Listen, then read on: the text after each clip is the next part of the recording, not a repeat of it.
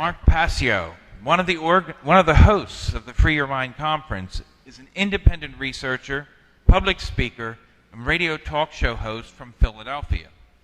Mark has undertaken the task of assembling massive amounts of research in the areas of metaphysics, occultism, spirituality, symbology, and consciousness studies. In 2007, Mark began presenting this information in the form of a unique lecture series entitled What on Earth is Happening?, with the intention of bringing the implications of this body of knowledge to greater public awareness. In 2010, Mark began hosting his own weekly talk radio show called What on Earth is Happening?, which is broadcast live every Tuesday evening and simulcasted in part on Oracle Broadcasting as part of the Intel Hub radio show. Mark is a passionate, compelling, and absolutely focused speaker, and his presentation this evening will indeed free your mind. Ladies and gentlemen, Mark Passio.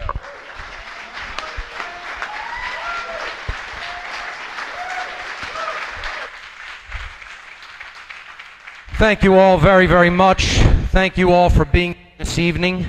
And this is going to be, I believe, the only presentation that is not intended for audience members, and you'll see what I mean in a moment. My presentation this evening is entitled Occult Mockery of Police and Military Personnel. And this is who I am speaking to. Okay, the audience will benefit much from understanding this knowledge, but I am directing this to the police and the military of every country on this planet. George Orwell, author of the book 1984, said, "If liberty means anything at all, it means the right to tell people what they do not want to hear." So this information may be a bit unpleasant, but I would hope that most will not go into this modality, which I call emotional mind control. And this is responding to information which makes one feel unpleasant by rejecting the veracity of that information. And that is a very, very powerful form of mind control. Because something may make you feel bad does not mean that it is untrue. Kierkegaard said there are two ways to be fooled. One is to believe what isn't true. The other is to refuse to accept what is true. There is such a thing as truth. It exists. We can come to know it. And these are the only two reasons that humanity suffers, that we undergo self-inflicted suffering, is because we either believe that which is not true or we refuse to accept that which is. This information is occult. It has been occulted from the view of most people. Occult, as Jan Irvin said earlier, comes from the Latin verb occultare, meaning to hide, to conceal, or to keep secret. It is simply hidden information. Hidden knowledge is what ultimately keeps this planet under control, under mind control. And it works through two basic methodologies. The first is hierarchy, or a chain of command. The second is compartmentalization, meaning each area being kept distinct from the other, and the other area not knowing what the other one is actually doing, so you don't see the interlocking pieces of the agenda. Occultists are the rulers of this planet, plain and simple. And they are dark occultists.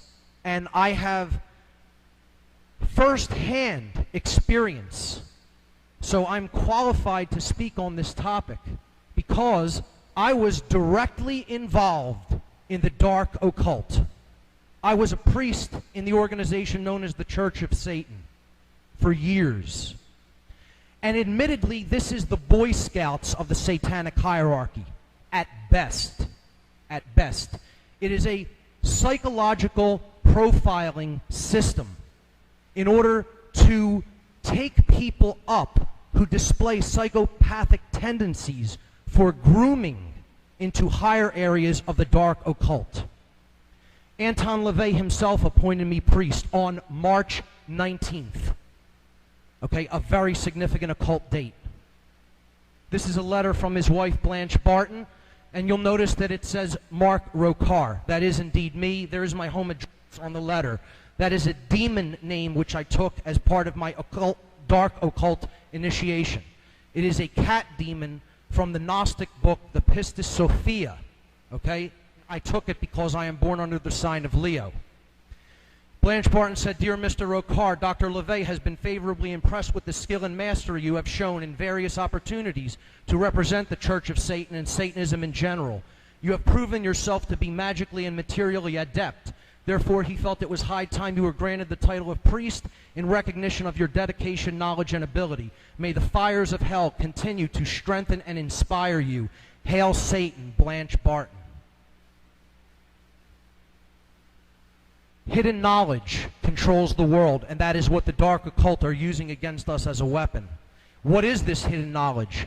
Ultimately, it is knowledge about nothing else at the deepest core fundamental level but the knowledge of who we are.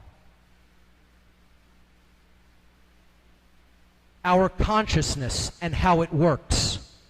And these are the three modalities of consciousness. It has been called mind, body, spirit. But it is indeed our thoughts, our emotions, and our actions. That is the true Holy Trinity of consciousness. And it is all about us. That is the knowledge that they have occulted from sight. It is also the knowledge of how there are physiological expressions for these three modalities of consciousness, particularly in the brain. We have three complexes in the human brain. The first is the reptile complex, the R complex. This is responsible basically for controlling our instincts, our basic survival mechanisms, and motor skills. It is also called the brain stem, and this is the lowest consciousness part of the brain. We have a midbrain, which helps us to experience emotion, and that is known as the limbic brain, or simply the mammalian brain. And then we have a higher brain, a human brain, the human neocortex, which is ultimately responsible for higher order thought functions when it is operating in a state of balance. If it is not, we revert into either emotional mind control through the limbic system or into male dominator behavior through the R complex. This part of the brain, the neocortex, the higher brain, the human brain, needs to be balanced. That is ultimately what should be our ultimate goal in life, is to bring those two hemispheres, the masculine solar left brain hemisphere and the feminine lunar right brain hemisphere, into a state of harmony and balance, so that it opens the third eye, the human pineal gland, and it balances the brain. And I've displayed the symbols of the chalice and the jade coming together to form the blazing star, or the all-seeing eye, to represent that concept. This is what happens when the human brain is in a state of balance on the left, the holistically balanced brain. When it is in a state of imbalance, the neocortex shows a pattern like that, and that is electrical deadness of the brain. Generally, that form of electrical deadness, of synaptic damage from chronic left brain hemispherical imbalance, is caused by high levels of adrenaline pumping through the central nervous system. Well, when we think about high levels of adrenaline, that brings us to these two groups of people. There is a lot of physical brain damage that has taken place. Make no mistake about it. And I'm going to talk about how the dark occultists who own these people, own them, feel about them, or as you will see, don't feel anything at all about them. As a matter of fact, they are the most mocked individuals on the planet. If you think that they have contempt for the general sleeping public, you haven't seen anything. They call the general public, dark occultists, they have two terms for people that I've only ever really heard them use. They call the general sleeping public the dead. The dead is what they refer to the public. Because their rationale for this is, if you do not have activated thoughts, activated emotions, and activated actions, therefore you are completely unconscious and therefore not truly alive. And therefore, we may treat you however we wish to treat you. If you think that's bad on how to think about someone, another living being, wait till you hear what they call these individuals. They call these individuals, and from first-hand experience, from their lips to my ears, they call these people our dogs. That is their name for the military and police. Our dogs. I have also sometimes heard them referred to simply as our pets. This is what they actually think of these people, as human pets. Human pets is how the dark occultists view the military and the police.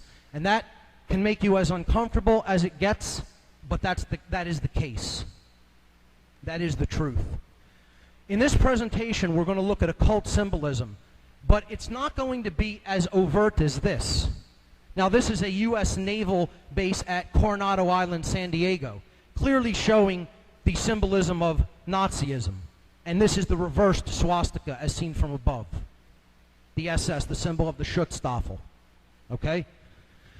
We're going to look at symbolism that's a little bit more veiled than that and harder to see unless you're initiated into the occult, particularly the dark occult.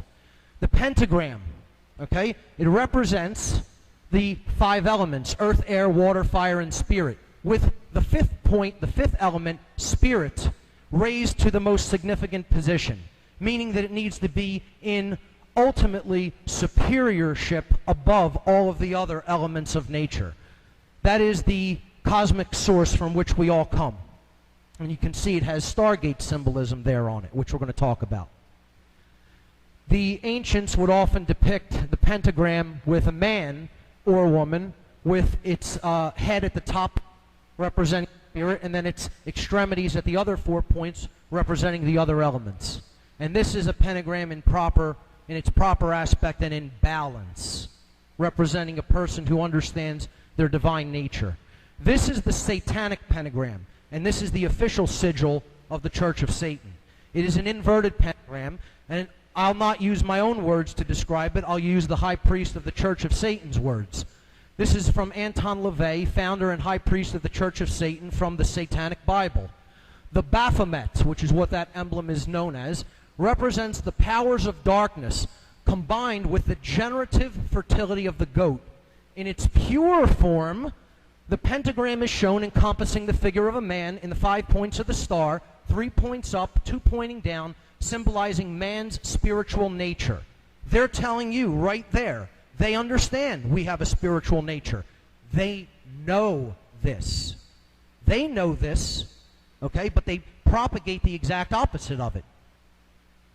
In Satanism, the pentagram is also used. But since Satanism represents the carnal instincts of man, or the opposite of spiritual nature, the pentagram is inverted to perfectly accommodate the head of the goat.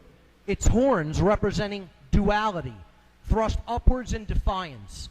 The other 3 points inverted, or the Trinity denied.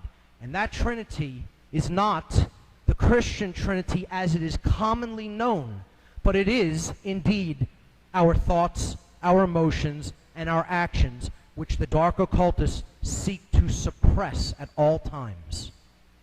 3 of them, to keep in a state of deadness.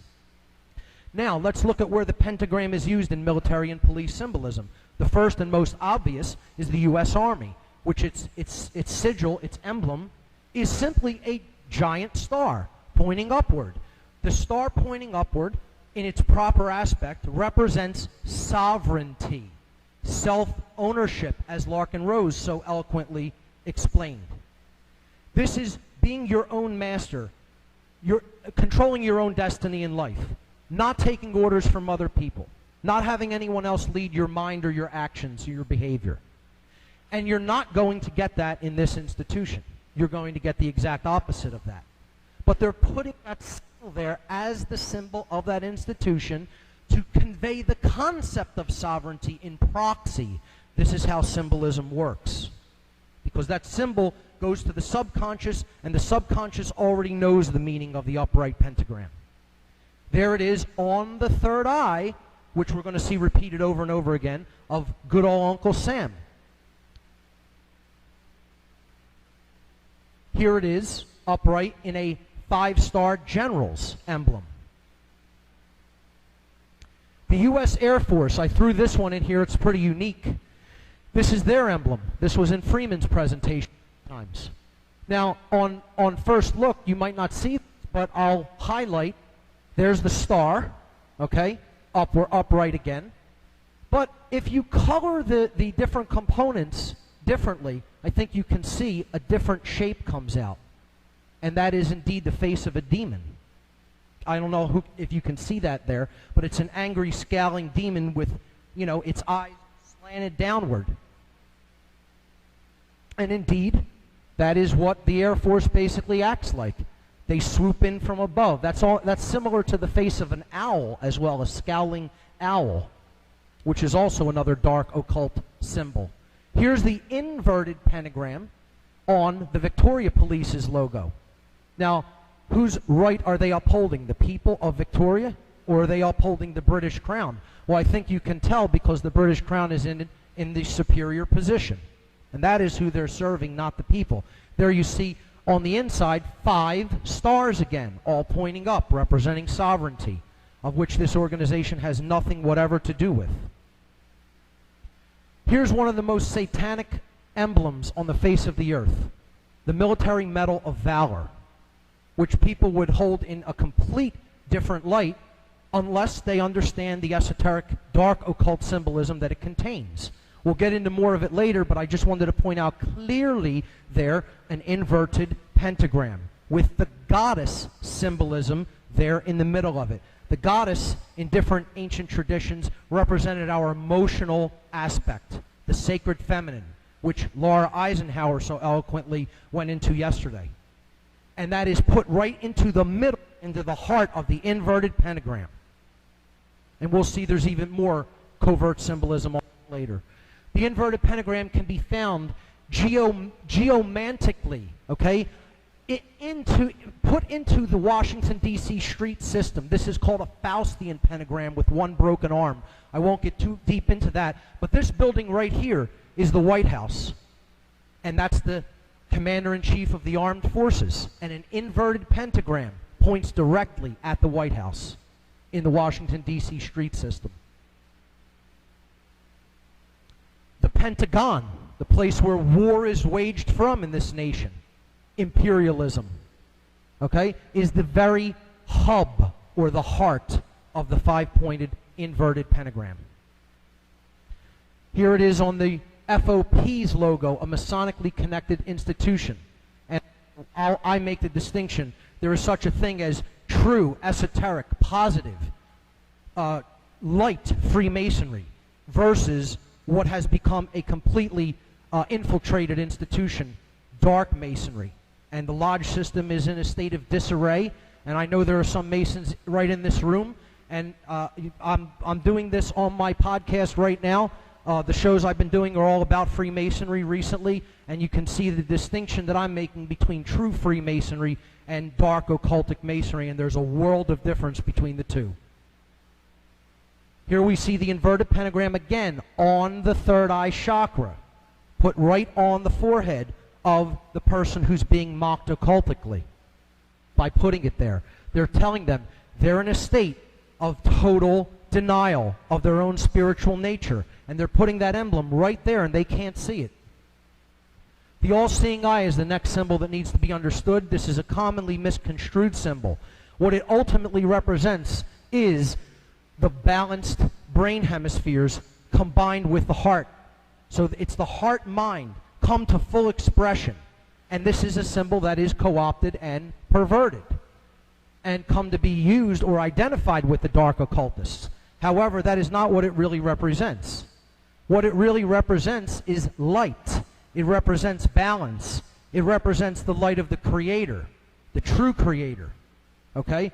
It represents thought, emotion, and action in unity, non-dual consciousness. Now watch the eye there, up there. Ultimately, that's what it represents. There it is, the human pineal gland in the center of the head, awakened. It is open. It is our one eye, the spiritual vision that only activates and comes online when we become awakened. The dark occult wants to put that light out from the world to build their new world order. This is the world they want to build. They want to finish that pyramid of stone, of block, of bricks, which block us from our true nature. They want to build the world of darkness with no light in it, where they rule from the shadows. And they have all the light in a state of disconnection with everyone else. So this is a dual symbol, and it needs to be understood as such. We need to bring that light to fuller manifestation in the world, to get rid of all the blocks, and to bring that light down so that it joins up with the earth, and we can complete the one true great work of truth, love, and freedom. So that is the all-seeing eye. Let's see some examples of it. The first place, obviously, where that sigil comes from is from the $1 bill. Again, identifying it with unity consciousness. The word money is right before our face every day. Billions of people say this word, and they never have actually simply split it in two. The one eye. Mono and eye. And they're identifying it with the true one eye, and they're giving it to us again in proxy. And we'll look at how the color green is used in connection with money. Okay? This is the most powerful force driving mind control. This is the ultimate form of mind control. This is what people do dark occultist bidding for. It is the most powerful religion of this world. I have often called it the one and only religion. No matter what religion somebody is, they believe in this. It is the most powerful God of this world. It has taken the place of the true God of creation. Just like in They Live, the hero looks at money without his sunglasses where he can see in an awakened state, and he just sees a $1 bill. But put on the glasses, what does it say? This is your God. Let's look at the frequency aspect of this whole system of control through symbolism, which we'll see come up over and over again. They color money green here because they want to attach it to several ideas. The first is balance. Green is the middle of the visible spectrum of light. It is the color of in the frequency range that the human eyes can perceive. Therefore, it comes into the middle of our vision. And that's a theme that's going to come up over and over again. We see that the rainbow energy wheels, known as the chakras, okay, go in frequencies from red and then up through the violet to the crown chakra, from low to high frequencies. The heart chakra is right in the middle. So that is the center of self, the heart, okay? And it's colored green. And interestingly, the Anahata chakra is a six-pointed seal of Solomon, the blazing star, which we've already seen. There it is. Green is the color of nature. Nature provides this color in the greatest abundance because this planet is attempting to love us. And we return it for money and for the jobs that we feel that we must do with rape. That's what we return the planet's love with in general. But green is the center of nature, in addition to being the center of self. It is also, as we've already seen, the center of consciousness, the balancing of the blue frequencies of the right brain with the red of the left brain, which is why I colored those that way. This is why they use the color green for money, to represent balance, to represent enlightenment, to represent love, to represent nature, and it's none of these things and never will be, because it's a figment of your imagination. It does not exist in nature, just like government does not exist in nature. So this is all about frequency control, and we're going to get to how that's used for police, namely how they split these two imbalanced frequencies to control people. It's the colors of the American flag. It's the colors of sports teams. It's the colors of political parties. Two bonesmen there, as Freeman talked about.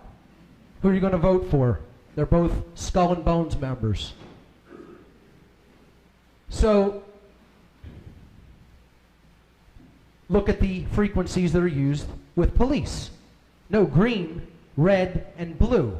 And it's above their head, these lights. That's another theme we're going to see repeated over and over again. The placement of mocking colors or symbols on the head. Okay? So right above the head of that police, what they're telling them with those lights is you're in a state of complete brain imbalance.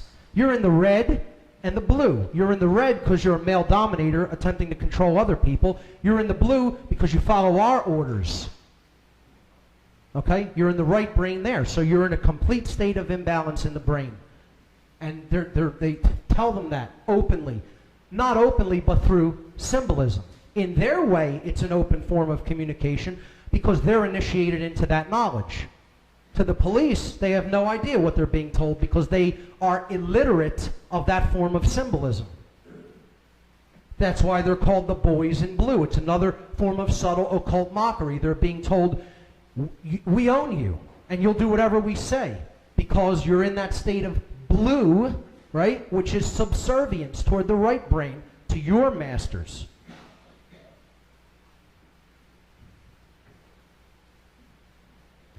The hierarchy system works through the secret society networks. This is also why the Blue Lodge degrees are the only 3 degrees in general that Fraternal Order of Police members move up through. This is called porch masonry. Okay, not being initiated into the higher levels of knowledge, but basically operating in a form of a brotherhood of you scratch my back, I'll scratch yours. If crimes are committed, we'll cover them up for each other, etc., and so forth. And this is not how true Freemasonry is intended to be carried out. It is intended to be a system that teaches morality, ethics, and the understanding of natural law. And it is in a deplorable state in the world today. It has fallen. So I'm going to get into some Freemasonic symbolism to show how police are mocked through this as well. This is the first degree tracing board of the entered apprentice degree. You see the checkerboard floor of the house. This is known as the Temple of Solomon on this tracing board, okay? The checkerboard floor of the house represents base consciousness, unconsciousness in general, not understanding one's spiritual nature, not understanding natural law. You don't know what good is, you don't know what evil is. You're ignorant of both. Okay? You're as low as it gets. You can't go any further than the floor. Okay? The object is to get off the floor and climb the ladder to higher consciousness. And that is accomplished by balancing the left brain hemisphere, represented by the solar symbol, the sun, that's the pillar of Jachin, and the lunar feminine consciousness, which needs to be integrated to provide that balance or synthesis, the union of opposites, ordo ab chaos. Okay? So, when one does that, they transcend duality, and they reach the middle pillar, which is called Jacob's ladder. The right-hand pillar is called the pillar of Boaz, the lunar pillar. When you transcend the duality, seeing the world as us versus them, then you can climb that middle pillar, and not a moment until. That's when you're granted access to the ladder to climb the middle pillar. You see here, the imperfect ashlar and the perfect ashlar, but one can only make that bridge between the two from the imperfect to the perfect by centering oneself, by coming to a place of balance. And at the top of that ionic pillar, the one on the left is Doric, the one on the right is Corinthian, okay, is the all-seeing eye. Because the ion pillar has been climbed. The ionic pillar. This is occult wordplay, which we're going to see in a little bit. The key represents the heart chakra, and there's the color green. That's why that is the green initiate that has the key. That's the key to everything, is care, true care, the opening of the heart chakra. Nothing can be accomplished without it. And you're certainly not going to be granted access to the Stargate because you will not have the key to go through the Stargate, which was phenomenal symbolism that Farah brought up earlier. I can't tell you how impressed I was by that. And as Freeman alluded to, this is connected with the Kabbalistic tradition, the positive Kabbalistic tradition, which is also about 3 pillars or paths which need to be unified to reach the crown chakra, or Keter as it is known as on the Kabbalistic tree of life. So, that floor of the house is base consciousness, total unawareness of one's own divine nature. Okay? A wanderer. Okay? See, there's the brain balance that I'm bringing up. The left brain, the right brain, and the Temple of Solomon. The sun and the moon is what Solomon actually translates to. Okay, when we put them together, we reach the all-seeing eye, or the state of spiritual balance. It's called the chemical wedding, the divine union. So that floor of the house represents unconsciousness. Let's look at how that's used. It's wrapped again around the brain of the police, wrapped around their brain. They're telling them in a mocking way, you don't see anything. You don't know what light is. You don't know what darkness is. You don't know what good is. You don't know what evil is. You don't know right from wrong. You're a complete wanderer in desolation on the floor of the house, totally unconscious. And they're telling them that their brain is in a state of that kind of imbalance, in disarray. And they put the other symbols on the third eye chakra. The hypercube is one of the most occulted symbols in all of occultism. And you don't reach the understanding of the hypercube unless you're initiated into some tradition. Okay? It's very difficult to even get information about this symbolism unless you actually belong to some form of an occult institution. The hypercube represents a prison. This is prison symbolism. Okay? The inner cube represents the spiritual or divine nature, and it is imprisoned in the physical world. Now that's a worldview. Okay? This is what this worldview is attached to this symbol in dark occultism. I'm not saying that the entire physical universe is a prison. I'm telling you that that's how dark occultists use this symbol. Okay? So this is everywhere, actually, the hypercube. In my research for doing this presentation, I found it everywhere. And there were many examples, so this will be a little bit of a longer section. This represents dimensions or densities. 0D is the point. We extrude the point for 1D, we get a line. We extrude the line and we get 2 dimensions. We extrude the plane and we get 3-dimensional space. But then what happens if we try to extrude a cube? Well, this is what the extrusion of a cube looks like, depicted in a 2-dimensional projection. And that's another way of looking at the hypercube. Okay? That's 4-dimensional space-time. Okay? This is what the hypercube looks like if you visualize it in 3 dimensions. An ever-rotating prison of sorts. Okay? It always morphs into itself and never goes anywhere. Okay? This is a piece of dark occult symbolism. It is not just only used in a dark occultic way, however. Okay? But I'm just explaining, this is the mindset that dark occultists see and use this symbolism in. All right? There's the 3D model and the 2D projection, which looks like an octagon in the 2D projection of the 4D hypercube.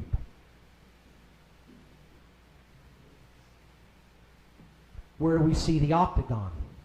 Again, on top of the crown chakra now.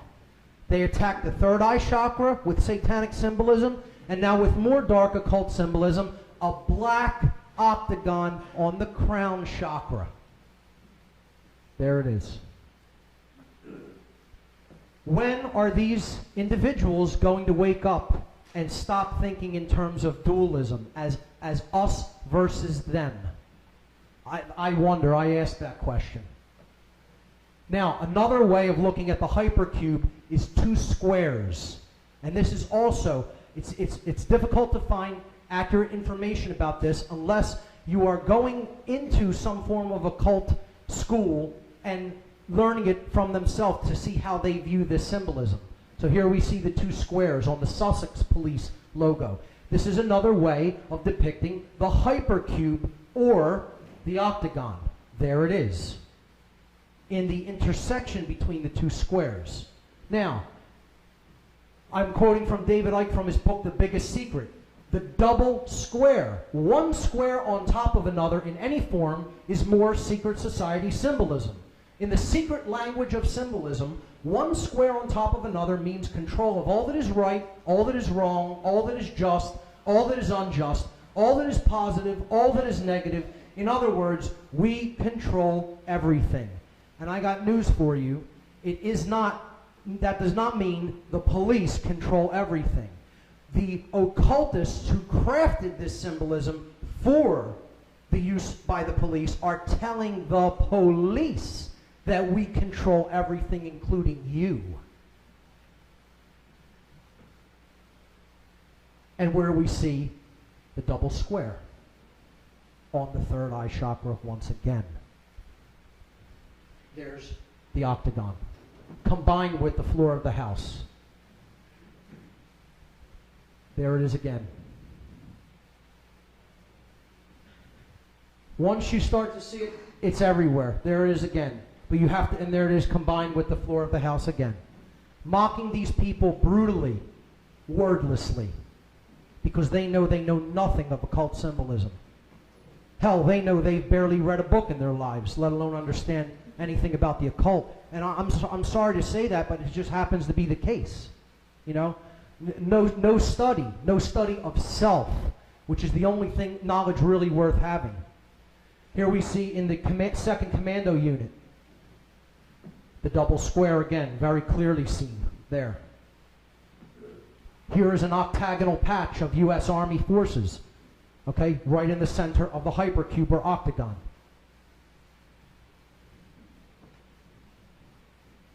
Again, returning to that Medal of Valor, which I said is one of the most vile symbols out there with the inverted pentagram. Here we see two examples of the hypercube. There's the double square right there, and there is the octagon.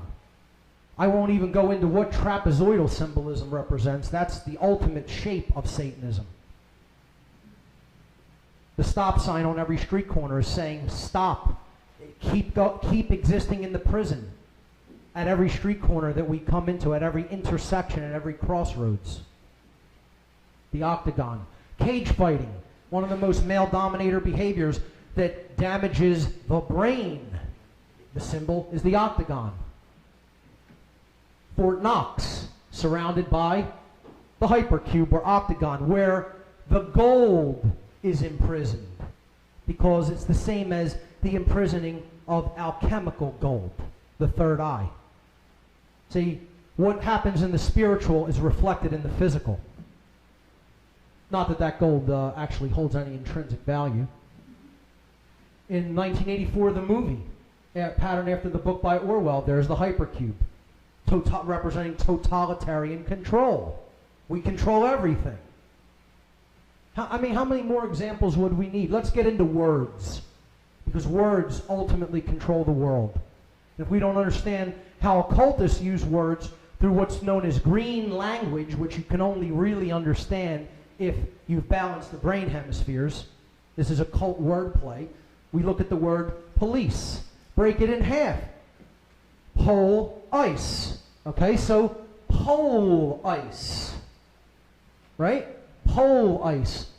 They're referring to the middle pillar. This is dark Masonic mockery. If you're being called pole ice, well, what does that mean? That means you're acting as an agent on that middle pillar that is preventing anyone from climbing it.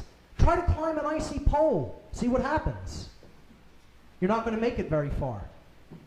And that's why we're not really making it very far. We're stagnated. And the stagnating force, this is what these people are being used to do, to stagnate the spiritual evolutionary development of humanity, and they don't even know that. pole eyes, they're being called. The identity in a state of duality. Okay? Not just conflicted with other people, but conflicted with themselves. As Larkin said, nobody can put any obligation upon you to do what you feel is not morally right. And these people are continuously doing things that they know in their heart of hearts is not morally right. But they're doing them anyway because they're too afraid of the consequences of not doing them, of stopping taking certain actions, having the courage not to do something, to say no. You know, so they keep doing them. And that's called a cop-out. A cop-out. Okay? They call them the pole eyes. Okay, another green language word pun.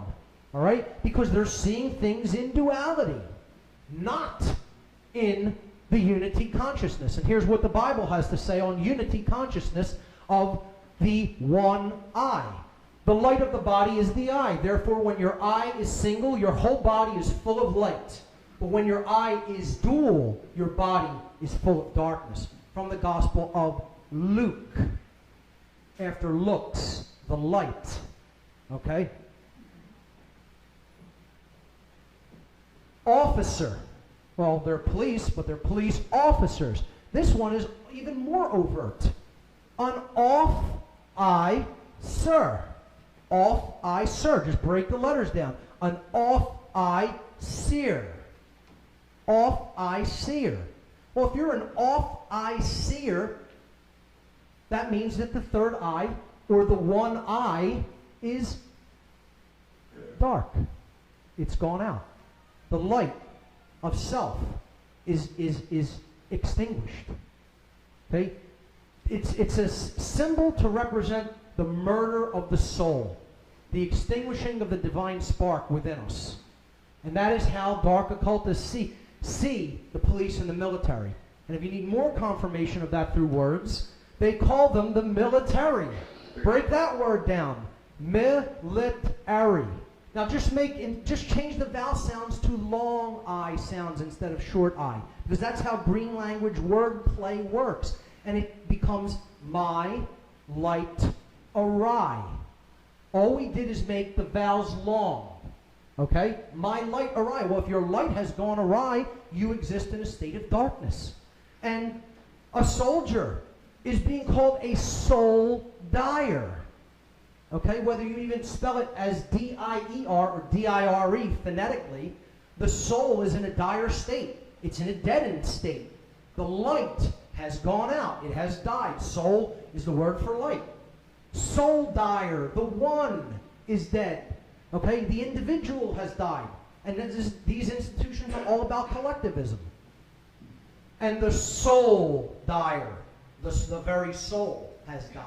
The spiritual divine spark. If you don't believe my analysis of their occult words, let's hear their own words right from their mouth.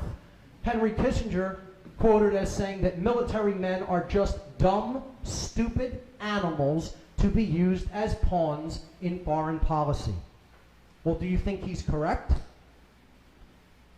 They're only too happy to take their puppets, who they pull the strings of and make them dance however they wish them to dance, because they're very ill-educated about their own consciousness and their own health and state of well-being and what things are really going on in the world. They don't really pay attention, and so they can be made to dance on strings like puppets. And I want them to hear this. This is going online, and it's directed directly at them. I'm not even addressing this audience with this presentation. I'm directing the police and military and telling you this is what your owners think of you. Because I've been around them. And I saw the light and came out of that level of duality consciousness. And that's why I'm trying to explain this to others. Well, if you still don't believe their words coming right from their mouth, they'll put the symbolism of animals right on their dogs. That's what they call them, our dogs. And they put dog tags on them. And that's painful. I understand that's a painful thing to hear. We all have members of our families who have once been in the military or the police. This is a dark occult ritual. It is satanic ritual abuse. That is what this is, except it's done through symbolism. Okay, gematria, occult numerology. The numbers 777 and 666 need to be understood. And then we need to understand a bit about gematria. Okay? 777's meaning in occultism is mankind in unity consciousness. The 3 digits represent thought, emotion, and action. And 7 means the state of activation, unification, or completeness. So 777 in occultism, in occult numerology, means thoughts, emotions, and actions activated, unified, and complete. This is why the number 666, 6 being the state of incompletion, and Freeman went into that, the Bob character and the number 6, in connection with the V and the W, okay? 666 represents man in base consciousness or beast consciousness, the consciousness of an animal, okay? Thought, emotion, and action in a state of inactivity or incompleteness, or in other words, dead. Now, we can reduce. I have a column here called reduction. Add the 3 7s together, you get 21. Then add the 2 and the 1, and you get 3. That's called gematria reduction. You're going to reduce to one digit instead of 3 or 2. Add 666 together, you get 18.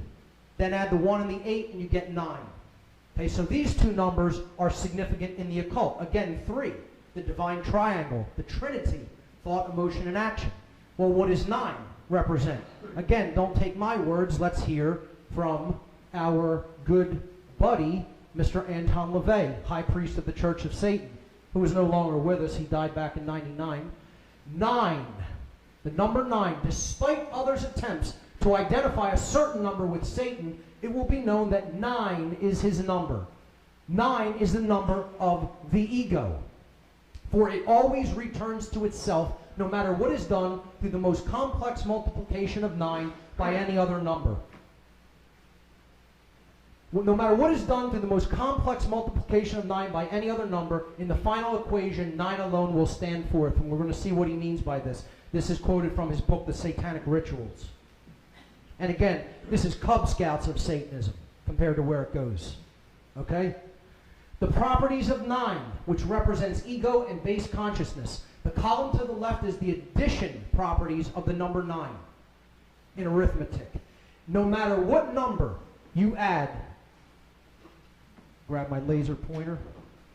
No matter what number you add to 9, okay, after the reduction of the addition, you return to the same number. 1 plus 9 is 10. Add the 1 and the 0, you get 1. You can do that with any series of numbers, and it will always return to itself. This occultically means that adding ego to anything changes nothing. You cannot create change through ego. 9 times anything, the multiplicative properties of the number 9, always returns to 9, which is what LaVey was saying in the last quote. Okay, anything you multiply 9 by, you add the digits together, you will return to 9. This means when ego is multiplied, you only get more of the same thing. Again, no change results. Now we understand why it is equated with the number of the beast. And indeed, LaVey was indirectly telling you, yes, it is 666 is the number 9. He just wanted to occult that a little bit for the reader that didn't really understand gematria.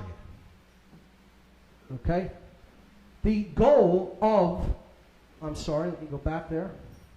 The goal of consciousness needs to be to rise out of that state of base consciousness from the 666 or the beast to 777 or the number of man's completion.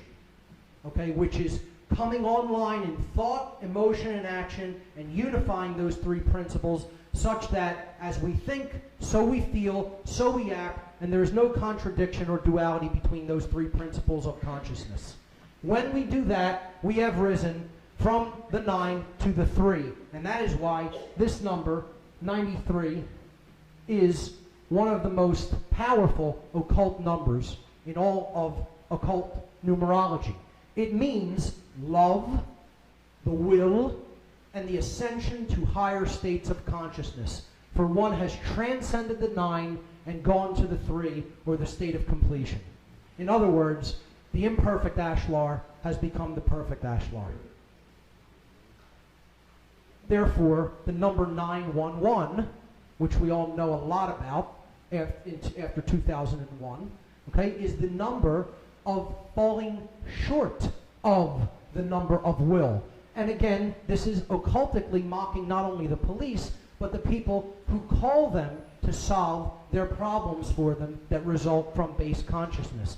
Every time that number is dialed, it represents a failure of love, of the will, and of a transcendence or an ascension to higher levels of consciousness. Therefore, we add the 2 ones, we get the number 92. We have fallen short of the 93. Love, the will, and higher consciousness. Okay, so I've illustrated that a little bit in the next slide. Okay, 92 out of 93 is where we got to. We didn't quite make it, right? So we do the reduction symbolized by the arrows. Excuse me, the arrows. 92, add the 9 and the 2, you get 11. Add the 2 ones, you get 2. At the bottom, add the 9 and the 3, you get 12. Add the 1 and the 2, you get 3. That's gematria reduction. We come out to 2/3, and that is a repeating 6, which basically means eternal failure. Always 6, forever. And that's the definition of hell, which is what this world is rapidly becoming if we don't wake up mass numbers of people, not just small rooms like this. The FOP's logo has significant gematria in it because it is a dark occult sigil. F is the 6th letter of the English alphabet. This is English gematria. Okay, A, B, C, D, E, F, 6. Okay, O is the 15th letter of the English alphabet, and P, right after O, is the 16th letter of the English alphabet. So let's look at how these add together. The 1 and the 5 from the number 15, representing O, adds to 6.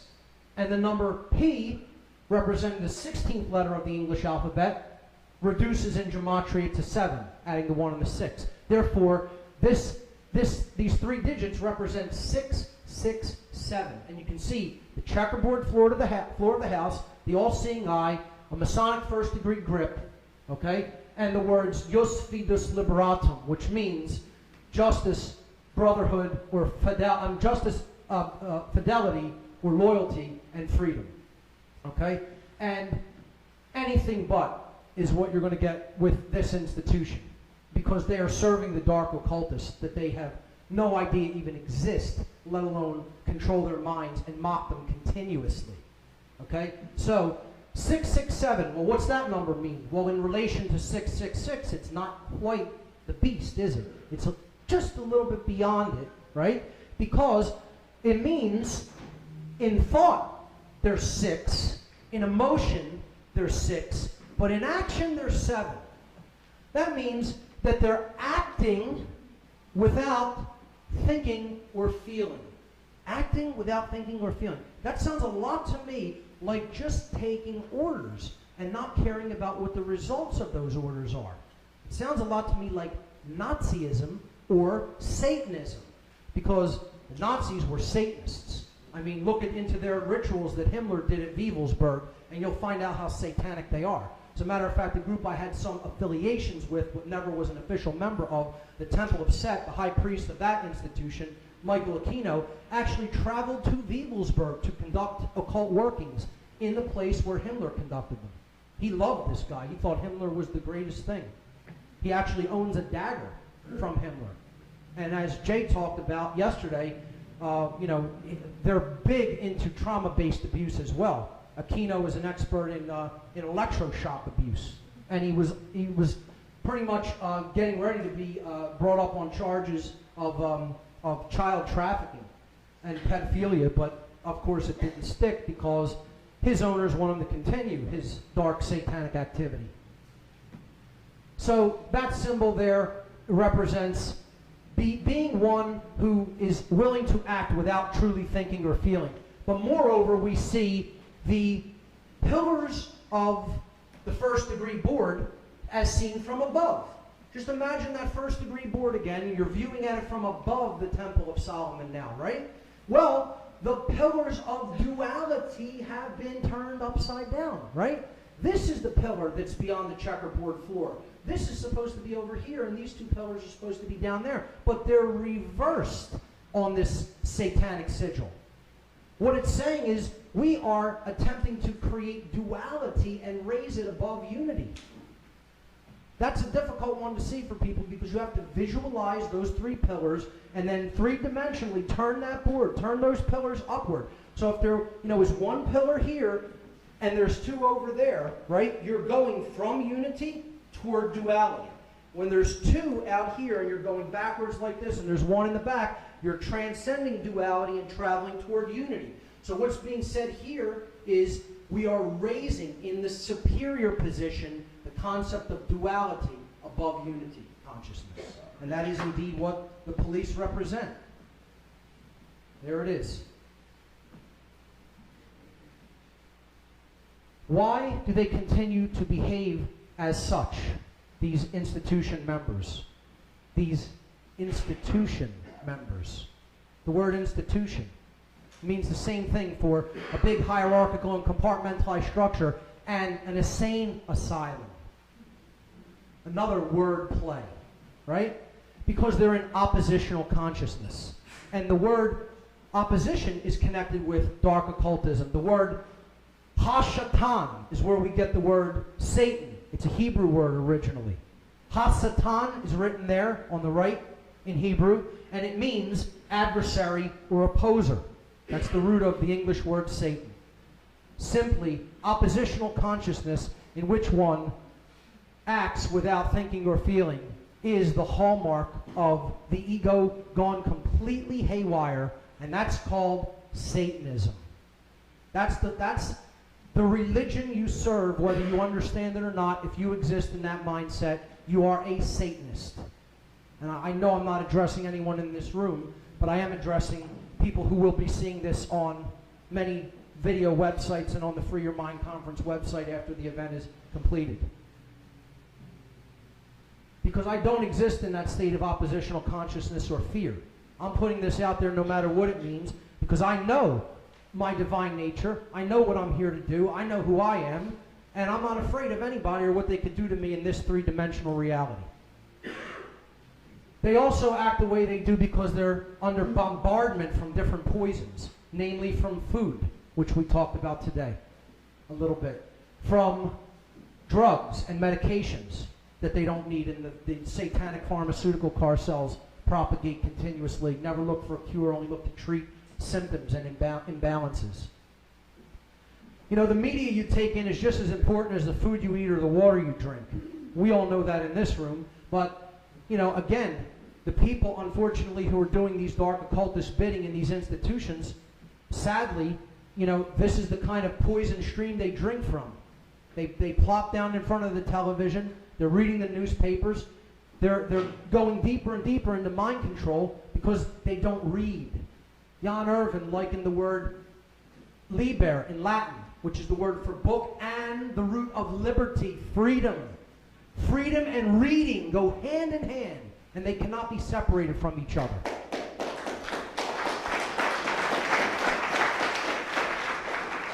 And of course, connected with the trivium, which Bob and Jan also brilliantly expressed today, it's poison. It's an outcome-based education system, a Soviet and Nazi-based system. It's a satanic education system. And again, that will offend many people. Well, it happens to be the case. I understand people have good intentions, excuse me.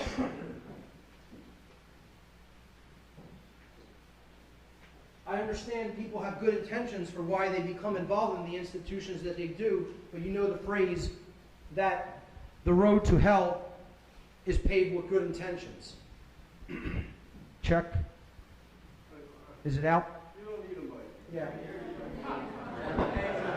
Probably should have just done that from the start, right? I'm allowed now. Okay, how much time do I have? About 15 minutes. Beautiful. I'm sorry. Okay, you got it. Hello, check. Yep. I apologize, folks. Check. Great. All right, I'll try to back off a little because I know if I hit you with that, I'll hurt some people's ears. Okay. So the education system has become a poisoned stream as well, and they've all been indoctrinated. Indoctrination. It's another word for training. And we don't train people. We hopefully try to educate people, but we train animals. You know, that's what they're being done when they go to basic training. Another form of mockery. Jefferson, regarding education and indoctrination, said that if a nation expects to be ignorant and free in a state of civilization, it expects what never was and never will be. You cannot be ignorant and free. These are the antitheses of each other. Okay? That's a complete oxymoron. Ignorance and freedom do not exist in a state of simultaneous existence. Another reason why this country is going into bondage, if we don't wake up and stop being hoodwinked. Hoodwinked is what these people are. They're blindfolded, and we need to be the purveyors of light to take this information out, to understand it well enough that you can rationally and logically explain it to another person. And I know that is a little bit difficult without first-hand experience in the way I've been blessed to have. I don't look at my experience in the dark occult in hindsight as something that was horrible. I look at it as something that was a blessing because I learned so well the dominators of this world's mindset, the psychopaths that run this place, this insane asylum. I understand their mindset probably better than most people on the planet. And I'm going to bring them down with it.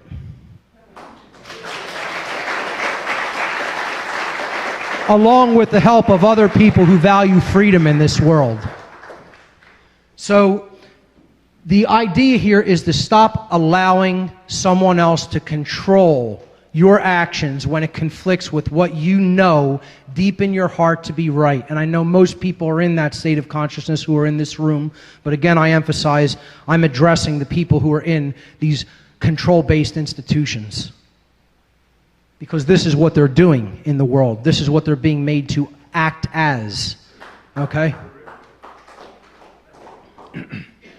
And they claim that they come as liberators, but they're acting as Natural Resource Liberation Incorporated. What a great graphic that is. And sadly, this is a very difficult image to look at, but this is also what they're being used to do. Torture human beings and traumatize them into even lower states of consciousness. They're being used to take away natural inherent rights, which we all have as sovereign beings. We are all sovereign beings. And we don't need to ask anyone for our sovereignty. We are sovereign. The end, full stop, period, nothing else after it. We are sovereign. That means I own me, you own you. The end. That's it. That's all you really need to know.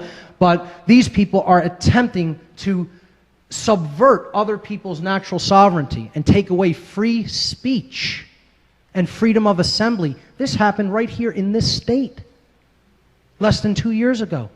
Right in Pennsylvania, in Pittsburgh, PA, during the G20. Freedom of speech was completely assaulted in the Commonwealth of Pennsylvania. A disgrace what these people did in the name of just having been given a little bit of power over their fellow man.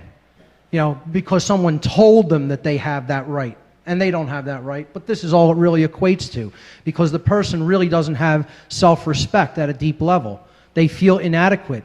And it often derives from a couple of things. How they've been treated as when they were young. The conditions they grew up in. You know, there are influencing factors. But I say there are no cop-outs. No cop-outs for that. Julian Huxley, a eugenicist, said this statement. A really efficient totalitarian state would be one in which the all-powerful executive of political bosses and their army of managers control a population of slaves who do not have to be coerced because they love their servitude. Now, I know we generally apply that to the general unawake people, but I want to specifically address and relate this statement to the police and military, because they're not only acting as the regular slave who loves their servitude, but sadly, they're acting as the slave that is given a little bit more power over the other slaves, thinking that they have a right to control them. And this is a concept in the Civil War which was known as the house slave. And that is what they are acting as. I'm not saying that's what they are in the core of their being. I'm saying that is the role that they are playing and falling into because of the level of mind control that they are under through the belief in authority. And again, it's all based on fear, the fear of what would happen if that system wasn't in place, what would happen if they weren't still used as the battery, because that's what they are. They're used as the fuel that powers the New World Order agenda, that powers the dark occultist wishes, not even their own wishes. They're given a pittance, okay, to do this to their fellow man, you know, a pittance. And they take it because they feel superior. They get this illusionary sense of power over other people. And they have no power over anyone and never will. They just believe, they have an erroneous belief that does not exist in nature. It does not exist anywhere, this concept of authority. Thank you. They are acting in this role. Here you see this hierarchical system that is a symbolic representation of the world that we live in, okay, with the elite at the top saying, we rule you, and ultimately the power of the one God of this world, which is the monetary system, which is what everybody does these immoral activities for a paycheck, and not a very good one at that, even by monetary standards, okay? And that's the proxy, again, for balance and awakening and the true sovereignty and the true spiritual nature, which is what everyone truly, really wants and desires more than anything else, is to come to that full expression of light and awakening. And that's why they take advantage of that and put the frequency of balance and the symbols of balance on that money, because they're trying to position it in proxy as the true God of creation. That's why it's depicted there at the top. And don't get it twisted and think that I'm some kind of a socialist because I'm saying money doesn't exist. That's another form of control. They're two sides of the same coin. It's all about authoritarianism, the belief in authority, whether it's the belief in runaway capitalism that lets corporations and government do whatever they want, or whether it's allowing government to have all control of all resources and mete that out to whoever it deems is fit for them. Both of those things are systems of slavery and nothing more than that. So they position, well, underneath here you have the priest class, which is saying we fool you, and underneath that the military and police classes, which say we shoot at you, because they see things in a state of us versus them, and they're just living for the pittance that their masters above them dribble down to them. But the mass of people, of course, well, now you have the richer classes of people, you know, in the social strata saying we eat for you, but then all of the people, the general masses of people down at the bottom saying we work for all and we feed everyone. And this is the system of hierarchy and compartmentalization that we're currently locked into, but it's not going to be around for much longer, because this information is going to reach more and more and more and more people's eyes and ears, and it's not going to stop until this system is brought down.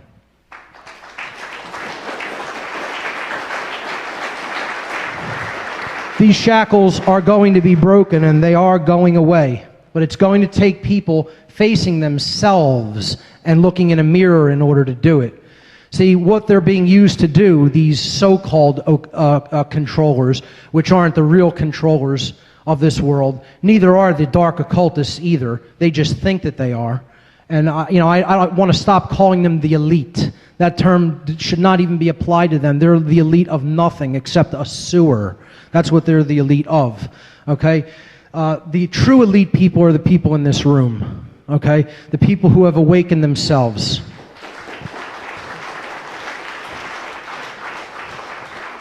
The dark occultists want to build this, a prison planet, a prison for souls. But we're not going to allow that to happen because we have a greater destiny than that. They want to build hell on earth. Vernon Howard, now I'm going to get into solutions in the last few minutes. Vernon Howard said, human sickness is so severe that few can bear to look at it, but those who do look at it will become well. Self-examination, self-knowledge is the ultimate answer to all of this. If we know not ourselves, we know nothing. The oracle at Delphi of the mystery tradition said, know thyself, and you will know the universe and the gods. Vernon Howard put it best. That's where the answer lies, by looking inward and looking in the mirror and understanding what we have allowed ourselves to become, by doing the bidding of other people who do not have our best interests in heart and who are actually psychopathic in nature and are just using people to enforce their agenda, which ultimately leads to nothing but death and destruction. And that's what the police and military are being used for. In plain words, that's it. Okay? The mirror is the solution. Nowhere else. No place outside of ourselves does the solution lie. It lies inward and only inward. Okay? And this all comes down to the concept of respect, which is ultimately what the people who are still in this institution, in these institutions, regardless of what their intentions may be, still lack at the deepest core soul level. Okay, respect comes from Latin. Re means again, and spectare is the verb to look at. They need to take another look at themselves, and that's the only way out is inward. Okay? I'll be wrapping it up very soon. Conscience must be developed. The unification of the left and right brain in harmony with each other, with the heart, or what I've called the heart mind. Okay, I haven't coined that phrase, but I've heard other researchers refer to it as that as well. The heart mind must be developed. And what conscience means is it comes from the Latin language as well. And I love how Jan broke down a lot of words in Latin, because I do this all the time as well. You know, language, we have to get down to the core of what words mean to understand how they're being used. Language is very powerful, and it's a powerful system of control. But once we know it, the meaning of those words comes up to the conscious level, and then we understand what's being said to us through the use of words. Con in Latin means together, sciere, the verb to know. So consciere, or conscience, means to know together. This is the concept of common sense, of what is right and what is wrong. And we all have it deep down inside. It's just been conditioned out of some people more than others. Don't be a copy. A copy, another form of mockery. Don't be a copy. Be a unique individual and think for yourself. And I know I don't need to tell that to people in this room, but I'm looking at the camera when I say that. Stop believing in this concept, which Jan also broke down, the word government, from the Latin verb gubernare, to control, and mente, mind. Government means mind control. It means it in the word. If you believe in this concept, you are under mind control, period, the end. And it means responsibility. That's the ultimate solution along with respect. David Icke, I'll quote him. He said, accept responsibility for yourself and your actions, thoughts, and words. You alone make choices. You alone are answerable to the consequences of your behavior. The feeble excuse that your boss required it, the establishment expected it, holds no truth or justification. Responsibility means no cop-outs. What is the point of having principles if you allow others to dictate your behavior? At the end of the day, you will judge your performance and the contribution you have made to creation. It will not be based on what another expected of you or what you did because you felt trapped. There are no cop-outs. The people who think that they are in control have no right to do what they are doing, and the people who are acting as slaves, willing slaves underneath them, have no right to usurp the natural law of sovereign human beings on this planet. And it is not going to be allowed to continue for much longer. And the simple reason for that is authority is not truth. It comes down to two basic concepts, and here they are. Authority is not truth. It is a fiction that exists only as a construct in the diseased human mind and human spirit. The diseased human spirit. Okay? The truth is that truth is the authority. The sacred feminine, divine, Logos Sophia principle that was talked about yesterday. That is ultimately what the truth is. And that exists in the human heart. That is the authority of this world and nothing else.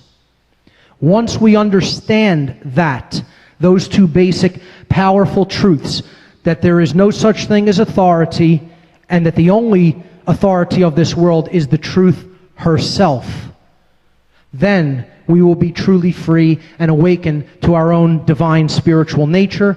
Only then will the chains of this world be broken, the shackles of this planet be broken, and only then will we walk out of this world hand in hand together and ascend the cosmic staircase to the divine light.